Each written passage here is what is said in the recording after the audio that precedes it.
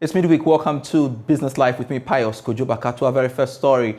The executive directors of the World Bank have today selected Ajay Banga as president of the World Bank for a 5-year term beginning June 2, 2023. Ajay Banga most recently served as vice chairman at the General Atlantic. The following report has more. Ajay Banga takes over from David Malpass as new president of the Bretton Woods institution. Previously, he was president and CEO of MasterCard, a global organization with nearly 24,000 employees. Under his leadership, MasterCard launched the Center for Inclusive Growth, which advances equitable and sustainable economic growth and financial inclusion around the world. He was honorary chairman of the International Chamber of Commerce, serving as chairman from 2020 to 2022. He became an advisor to General Atlantic's climate-focused fund Beyond Net Zero at its inception in 2021. Banga served as co-chair of the Partnership for Central America of private organizations that works to advance economic opportunity across underserved populations in El Salvador, Guatemala, and Honduras. He was previously on the boards of the American Red Cross, Kraft Foods, and Dow Incorporation. Now, panelists of the second edition of the Joy Business Town Hall meeting have made a passionate appeal to the government to take the bold decision by cutting down on its expenditures to stimulate economic growth in the wake of the current economic challenges. Speaking on the theme post-DDEP IMF agreement, what next? The panelists said the government has a major role to play in ensuring the economy is brought back to sound footing. Here are highlights of discussions at the UPSA Business Auditorium. So to say that they should sacrifice, I mean, we are all sacrificing already, but what is government sacrificing is the question we should be asking. 40 fleets of cars following the president when they're going on tour. It's crazy. To finance fueling those cars alone is a lot of money. I mean, that notwithstanding, allowances, you're taking way too much allowances than you deserve. How about you tell us, okay, I'll cut down my salary by 30%, I won't receive allowances. Gloria spoke and I was so in love with what she said. She mentioned that when we look at our expenditure, there are a lot of loopholes in there that when we put them together, there would be a huge amount of money for us to do things with ourselves. So instead of saying they should sacrifice, because if my father sacrifices, how am I paying my fees for the next 2 semesters that I'm left with in school? So we should look at other ways other than telling them to, because they've sacrificed enough. They've worked for the country, they've toiled, they've sweat for the country. What more should they do at this point? That in as much as the program will come on board, it will come with certain conditionalities. But then let's look at the positive side of it. If only they remain so disciplined with the money, and then they will be forced to cut down some of their expenditure and all that. Joseph mentioned about 40. When you multiply 40, let's assume all of them use V8. Now multiply that 40 by 2,000. Let's say fueling that V8 is 2,000. That's 80,000. Multiply that. Let's assume that government tours all the regions, 16 regions. That is what? 80,000 times 16. That's around 1,280,000 Ghana cedis. Where is it going? Yes. So it means that we actually need fiscal discipline. We actually need to discipline ourselves when it comes to what? Revenue. And there's a whole lot of fiscal, people are dodging what? Taxes. There are people are finding ways to evade taxes. Now they say what? Tax avoidance is illegal. What tax evasion is what? Is illegal. And people are finding ways to dodge it. These are things that we need to look at, and I feel it will help us. Now, the aggrieved customers of the Fund Gold Coast Fund Management are accusing the Finance Ministry and the Securities and Exchange Commission for what they describe as thievery. This is coming after a statement by President Akufo-Addo in 2020 that monies had been disbursed for onward payment to all affected customers due to the financial sector cleanup. But the convener for the group, Charles Nyami, said this is untrue. Speaking to Joy Business, he revealed that government officials have reached out to them claiming their monies have been disbursed, meanwhile have not received the same from the Securities and Exchange Commission. My colleague James Ishon was at the 2 of the protests and interacted with some of the aggrieved customers.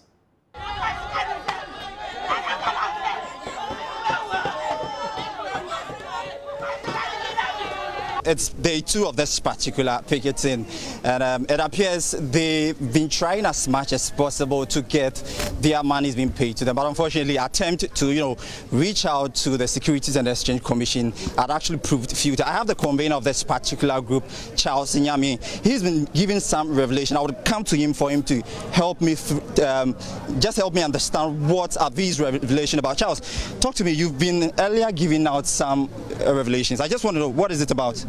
It's about yesterday, after we finished with our picketing. We were expecting to hear something from the authorities, but we heard nothing.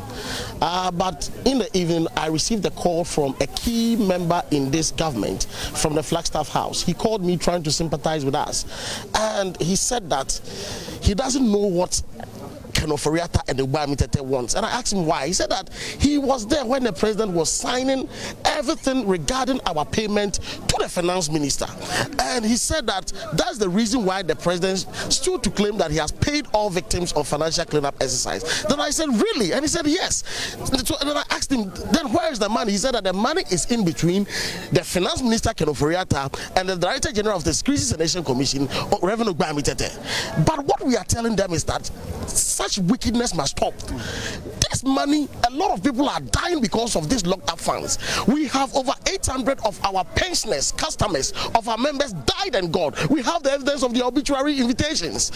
And if government has so released the money to you, you could be mean enough, you could be insensitive enough to keep this money for your parochial interest. We are calling on the Minister of Finance, Mr. Kenoforiata, Reverend Ogbamitede, you stand before the pulpit of God. Do the needful. Wherever the money is, bring it out and disburse. We are calling on the president. President, you have been misled, Nana Akufo-Addo. If they have reported to you that they have paid all financial cleanup exercise victims, you have been misled, you have been misinformed. Here we are, customers of Gold Coast Fund Management. We are over 55,000 members, customers. We haven't received our payment. So, Mr. President, do the needful. Right, so there is some concerns with respect to this particular group here. Now, let me talk to or engage some of the aggrieved customers here. I have Mr. Charles here, who is also an aggrieved customer. Mr. Charles, just help me understand this. How much did you invest in this? All this while, have you been trying to reach out to SEC, the finance ministry, any staff within in government and all that? Is there any attempt to do that? Yes, please. Good afternoon to my viewers. I cannot actually disclose how much has been there, but it's been a lot. Yes, we've tried all our best. We've done demonstrations, but nothing good is coming out. We've done a lot, and as at now, we have to depend on our friends to survive, which of course shouldn't be, because we plan very well in our life. What is investment? Investment is to take care of you and to take care of your family and extended family.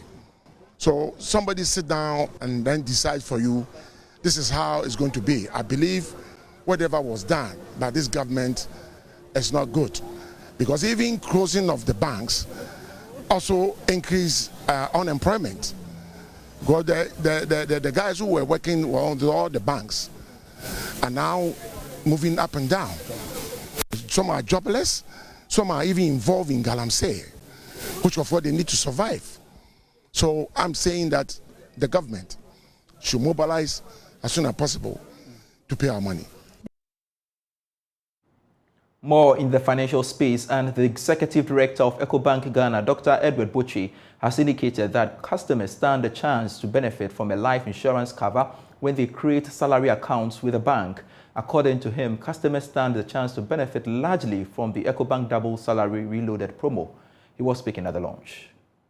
EcoBank Ghana has launched the second edition of its Double Salary Reloaded promo. The promo gives salary earners the opportunity to double or triple their salaries through the bank. In an interview, Executive Director of EcoBank Ghana, Dr. Edward Boche, said the promo is tailored towards giving back to the society. This promotion will give them the chance to win several prizes, including quadrupling the salaries that they are paid by their employers at the end of the month. There are going to be 3 draws every month from now.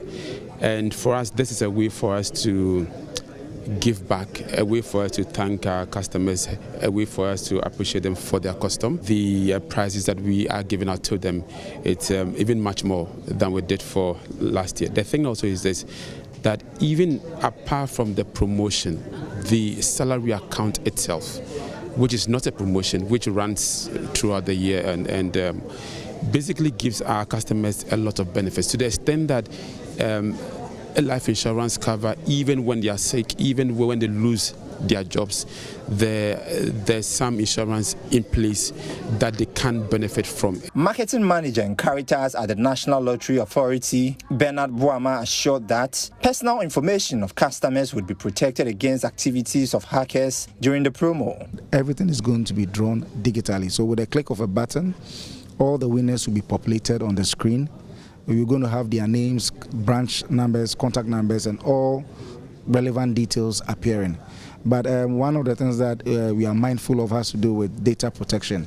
So we work in partnership with our client, that is EcoBank, to ensure that vital or key information is not released, because definitely when you are doing the draws, the general public will also be there. So at times when some of this information also falls into the hands of these miscreants or scammers, there's a tendency for them to also use it to do negative or disturbing things. So all those things are well catered for. Winners of the promo would receive their prizes and be credited directly by the bank. More other stories. The Ghana Institute of Engineers is asking government agencies involved in reviewing designs and monitoring construction projects to employ professional engineers. This follows the collapse of 3-story buildings in Medina that affected some families. Executive Director David Nyante says the institution is committed to working with the regulatory bodies and industry partners to improve the standards in the construction industry. We want to reiterate that this kind of incidents are things that shouldn't happen at all if professionals are used. And the law, which is the Act 819, makes it clear that professional engineering practitioners should be used in all construction projects and the like in this country. We at the engineering institution, the Ghana Institution of Engineering, are determined that the practice of engineering in this country should be held high. The standards of practice should be held high. And we want to discourage this kind of practice and ensure that everybody goes by the law. So we want this to take the full course. We want to get the law to run the full course and get to the root cause of the issue, so that these things will not be recurring in future. Well, the law is clear on that, so I will not talk about that for now. But our interest is to make sure that this incident doesn't happen again. You know, construction projects, concrete buildings, 3-story high, it's not rocket science. And if you use the right professionals, you use the right materials, and you employ the right kind of supervision and design, you shouldn't be having problems like this. Now, Fair Trade Africa has introduced gender ambassadors under its sustainable, democratic and inclusive cocoa cooperatives in West Africa. The project aims to directly strengthen 90 beneficiaries and indirectly support 30,000 others from 30 cooperatives in Ghana to assume leadership positions in their cooperatives. There is more in this report. Stakeholders at Fair Trade bemoan poverty and gender inequality challenges in the cocoa sector. Cooperatives have been identified as essential in solving problems faced by individual farmers. The Women's School of Leadership seeks to empower women and strengthen their leadership in their communities. The training is intended to solve problems within cocoa cooperatives. Edward Akapere is head of Region West Africa Network, Fair Trade. This is the first cohort. The second cohort is moving on to a next set of cooperatives. That will push us closer to reaching our targets. And then, having achieved the target under this project, as I said, 90 for women and then 40 for the youth, the objective will then be to look for an opportunity to extend that within the current funding arrangement, or to go into other partnership or collaborations with donors and other like-minded organizations to increase the number. The Maiden Women's School of Leadership and Young Cooperative Managers Academy graduation was held in the Ashanti region. The graduates were from the Esunafo North Cocoa Cooperative and Kwapa Cocoa Farmers Union. Programs Director of Fair Trade Africa, Chris Oluch, reiterated the organization's commitment to empowering women and the youth. So in line with our strategic interventions and aspirations for 2021-2025, we have committed to empower these cooperative societies through a model of inclusion, and with that I mean empowering women and youth. So that links back to the NORAD main objectives of empowerment through the Women's School of Leadership model that we are pursuing under the NORAD program. Some of the beneficiaries spoke to Love News. Not only are we women limited to the kitchen, but we can do more if we are given the opportunities and platform to do better.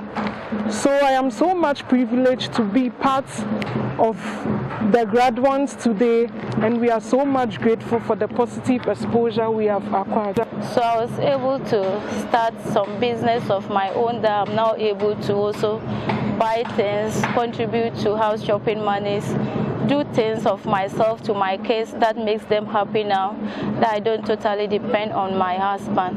So I'm really proud of being part of this Women's School of Leadership. It has helped me a lot in so many ways.